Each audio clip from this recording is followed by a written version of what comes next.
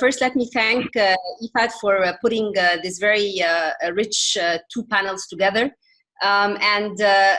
Just like the President mentioned, this is time for coordinated action.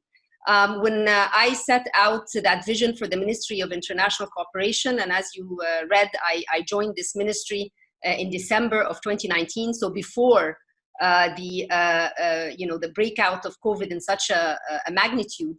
The idea was through the Ministry of International Cooperation, we have a platform for both multilateral and bilateral partners to come together where we push the SDG agenda nationally and also on the global scale.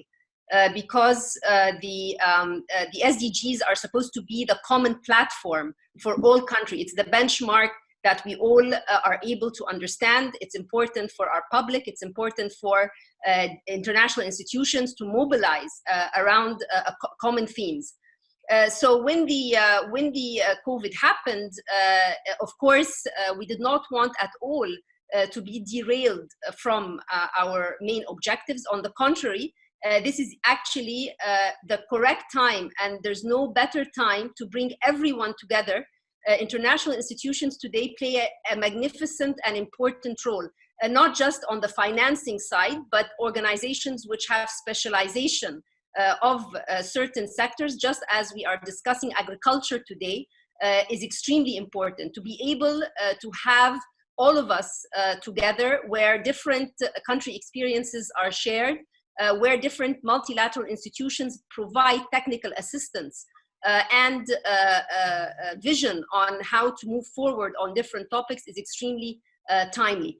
In the case of Egypt, the narrative that we launched with our partners, both multilateral and bilateral, was on April 2nd. And in the spirit of public-private partnership, our narrative is PNP, but that is people, projects, and purpose. And the idea is that as we are navigating the implications of COVID in the short term, we do not want to overlook the overarching objectives of SDGs. On the contrary, we want to be able to push forward our agenda, because everything we do, whether today or after, hopefully this crisis sails away, is going to be tailored to the people, projects in action, and we actually have purpose as a driver. So that is just the way we create a framework of collaboration. When it comes to COVID and what the government has done, we are very keen on the two curves, flattening the two curves, the curve that is related to the health, and the other one is the one related to flattening the recession curve. With the health, there are several actions that the government has taken early on with collaboration with the WHO, following protocols. There was tracing and isolation in field hospitals, etc. When it comes to flattening the recession curve, monetary policy, fiscal policy, and structural reforms have been put together in a way that creates credibility and trust and confidence to the private sector, as you mentioned, which is extremely important because in a sector such as agriculture, and agriculture is important not just today at a national level, but the food security that is important for the globe.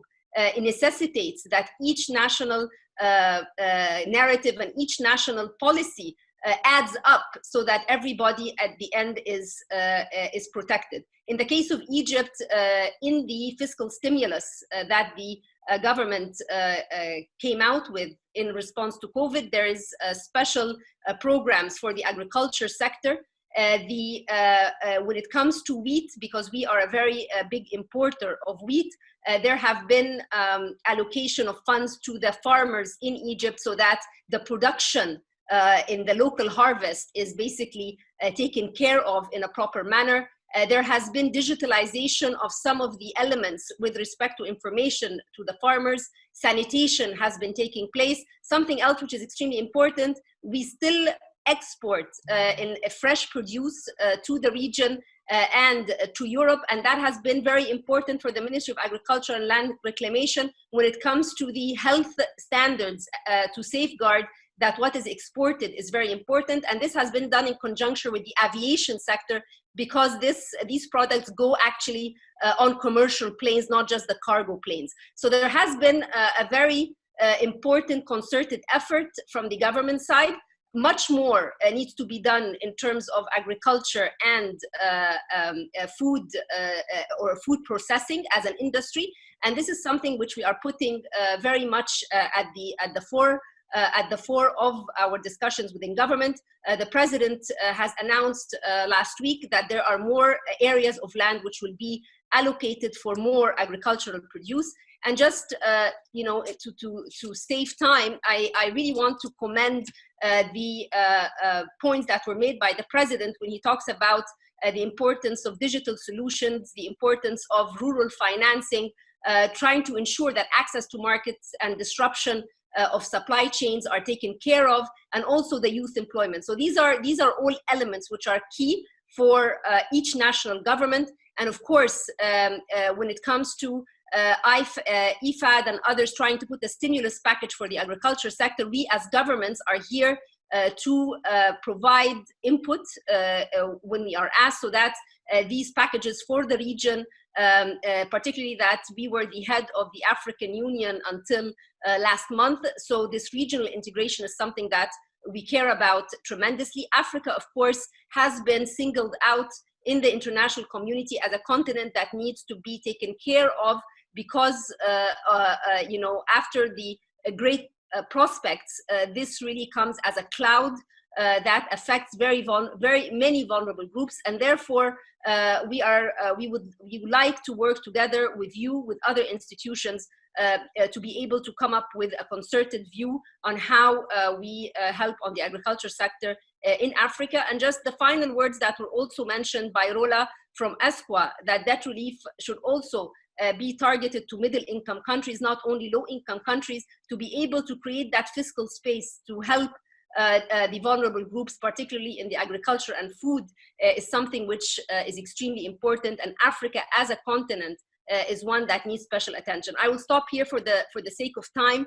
Unfortunately, I have a cabinet meeting that I have to also virtually join.